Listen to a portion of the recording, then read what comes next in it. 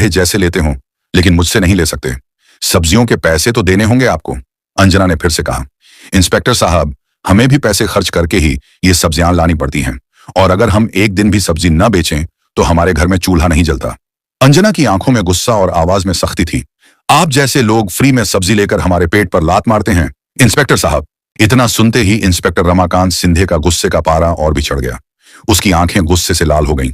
बिना कुछ सोचे समझे उसने अचानक अंजना राठौर के गाल पर एक जोरदार थप्पड़ जड़ दिया। थप्पड़ इतना तेज था कि अंजना एक कदम पीछे लड़खड़ा गई। उसे समझ ही नहीं आया कि यह अचानक उसके साथ क्या हो गया।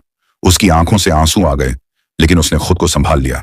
चेहरे पर दर्द साफ झलक रहा था, मगर उससे कहीं गहरी चोट उसके आत्मसम्मान पर लगी थी। अब चुप रहने का समय नहीं था। कांपती लेकिन दृढ़ आवाज में अंजना राठौर बोली, आपने एक महिला पर हाथ उठाकर बहुत बड़ी गलती की है। आपको अभी अंदाजा भी नहीं है कि आपने किस पर हाथ उठाया है। इसका अंजाम बहुत जल्द भुगतना पड़ेगा आपको। इंस्पेक्टर का पारा और चढ़ गया। वह गुर्राकर चिल्लाकर बोला, अबे तू क्या समझती है खुद को? कोई बड़ी रईस है, कोई कलेक्टर है, मंत्री है? तू है क्या? तेरी इतनी औकात की मुझे आंख दिखा रही है? गुस्से में बेकाबू होकर उसने अंजना के बाल कसकर खींच लिए। अंजना दर्द से कराह उठी, मगर उसने हिम्मत नहीं हारी। किसी तरह झटके से अपने बाल छुड़ाए। उनकी सांसें तेज हो चुकी थीं, चेहरा लाल था, लेकिन हिम्मत पत्थर की तरह मजबूत खड़ी थी। कड़क आवाज में अंजना बोली, यह सब बहुत गलत हो रहा है। मैं तुम्हारे खिलाफ रिपोर्ट करूंगी। तुमने जो किया है उसका हिसाब तो तुम्हें देना ही पड़ेगा। पर इंस्पेक्टर तो अपनी वर्दी और रुतबे के नशे में चूर था।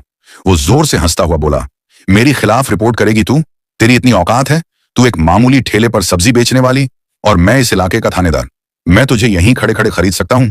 ज्यादा जुबान चलाई तो उल्टा तुझे ही झूठे केस में फंसाकर जेल में डाल दूंगा।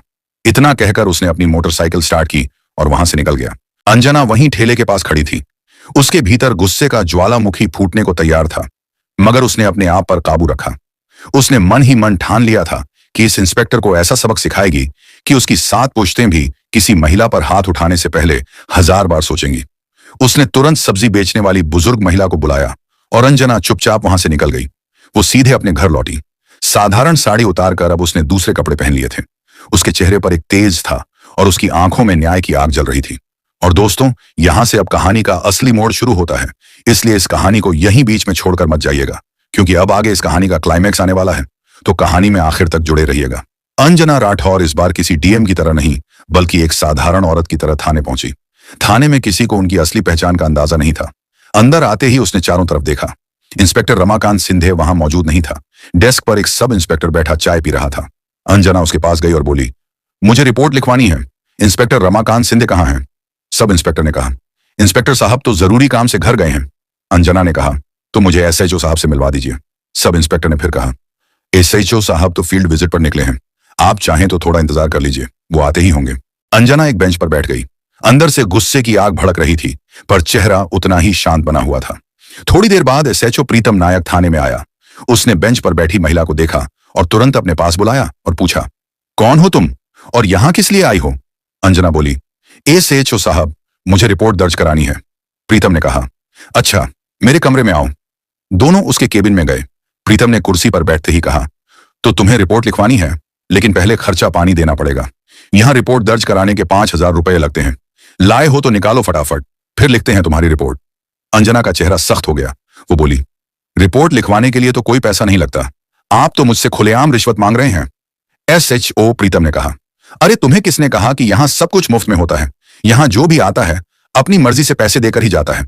अगर तुम पैसे नहीं दोगी तो तुम्हारी रिपोर्ट भी नहीं लिखी जाएगी। अब बाकी तुम्हारी मर्जी है। अंजना ने गहरी सांस ली। फिर उसने चुपचाप जेब से 5000 रुपये निकाले और टेबल पर रख दिए। वो बोली, लीजिए, अब मेरी रिपोर्ट लिखिए। पैसे लेते ही एसएचओ ने पूछा, किसके खिलाफ रिपोर्ट लिखवानी है? अंजना ने सीधी और ठोस आवाज में कहा, इंस्पेक्टर रमाकांत सिंधे के खिलाफ। वो रोज एक बुजुर्ग महिला के ठेले से बिना पैसे दिए सब्जियां ले जाता है। जब वो औरत पैसे मांगती है तो उसे ठेला उठवाने की धमकी देता है और उसके साथ गाली ग्लौज करता है। और जब मैंने इसका विरोध किया तो उसने मुझ पर भी हाथ उठाया, मेरे साथ अमानवीय व्यवहार किया। मैं उसके खिलाफ सख्त कार्रवाई चाहती हूँ। यह सुनते ही एसएचओ प्रीतम नायक का चेहरा उतर गया। उसकी आंखों में डर साफ झलकने लगा।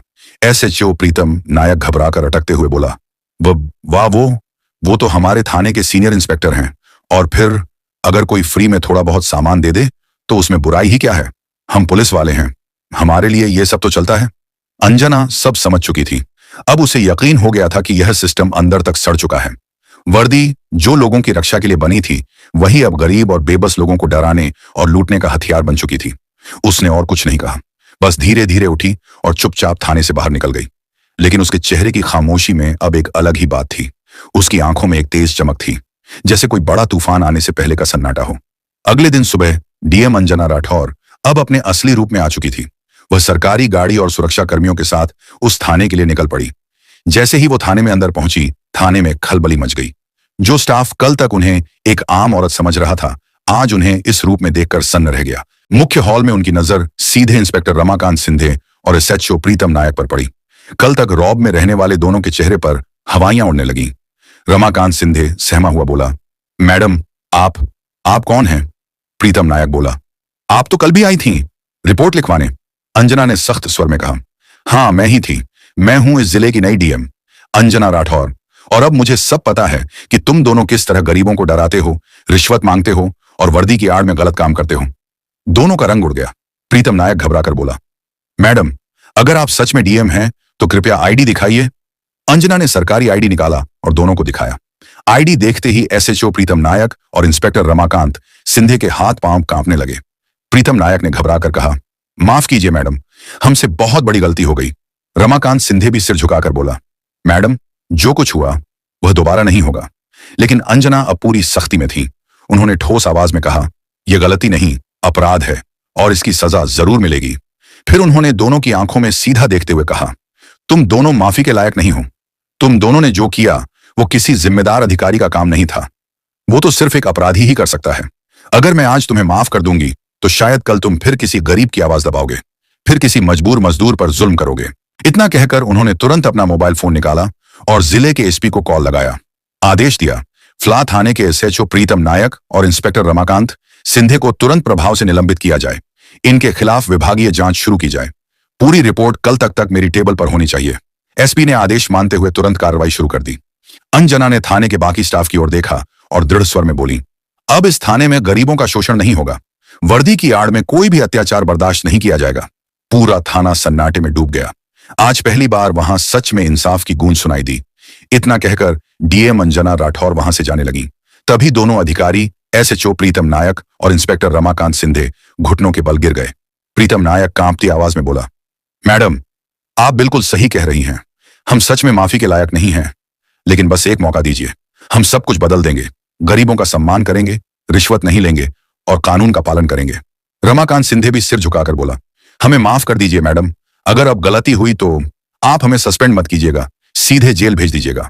अंजना राठौर ने सख्त आवाज में कहा, तुम दोनों माफी के लायक नहीं हो। ये गलती नहीं, ये गुनाह है और गुनाह की माफी नहीं होती। तुमने सिर्फ एक आम बुजुर्ग महिला पर अत्याचार नहीं किया, बल्कि तुमने मेरे ऊपर भी, एक महिला और एक डीएम के ऊपर भी हाथ उठाया। भूल गए क्या? कल अगर तुम किसी की जान लेने के बाद पैरों में गिरकर माफी मांगोगे तो क्या मैं माफ कर दूंगी? नहीं, कानून माफी नहीं देता और मैं भी तुम्हें माफ नहीं करूंगी। पूरा थाना सन्नाटे में डूब गया। आज पहली बार हर किसी ने महसूस किया कि वर्दी से बड़ा कानून है और कानून से बड़ा न्याय। अंजना राठौर ने आखिर में कहा, याद रखना, वर्दी पहनने से कोई ईश्वर नहीं बन जाता। अगर वर्दी पहनकर गुनाह करोगे तो यही वर्दी तुम्हें सलाखों के पीछे भी भेज सकती है। इसके बाद डीएम अंजना राठौर थाने से बाहर निकल गई। पीछे सिर्फ सन्नाटा रह गया। उस दिन के बाद थाना सच में बदल गया। अब कोई रिश्वत नहीं मांगता, हर फरियादी को बराबरी से सुना जाता। गरीबों की एफआईआर बिना पैसे के दर्ज होती। बाजार, गलियों और चौराहों में अब पुलिस लोगों की मदद करती दिखती, डर नहीं फैलाती। वही सब्जी वाली औरत जो कभी सहमी रहती थी, अब अपने ठेले पर मुस्कुराती थी, क्योंकि अब उसे किसी से डरने की जरूरत नहीं थी। इस कहानी से हमें यही सीख मिलती है कि पद और रुतबा सिर्फ दिखावे की चीज नहीं, बल्कि बड़ी जिम्मेदारी है। जब कोई अधिकारी अपने ओहदे का इस्तेमाल गरीबों और मजबूरों की मदद के लिए करता है, तभी समाज में असली बदलाव आता है। अन्याय के खिलाफ खड़े होना आसान नहीं होता, लेकिन सच्चा लीडर वही है जो जुर्म करने वालों के खिलाफ सख्त कार्यवाही करे। और सबसे जरूरी बात, लोगों के दिलों में वर्दी का डर नहीं, भरोसा होना चाहिए। दोस्तों, इस कहानी को सुनाने का उद्देश्य किसी को परेशान करना या किसी की भावनाओं को ठेस पहुंचाना बिल्कुल नहीं है। हमारा मकसद ना ही किसी जाति, धर्म, समुदाय या पेशे को गलत दिखाना है। इस कहानी का एकमात्र उद्देश्य है आपको जागरूक और सचेत करना। अगर आपको यह कहानी पसंद आई हो तो इसे लाइक करें और ज्यादा से ज्यादा शेयर करें। आपका एक शेयर किसी की चुप आवाज को बुलंद सच्चाई बना सकता है।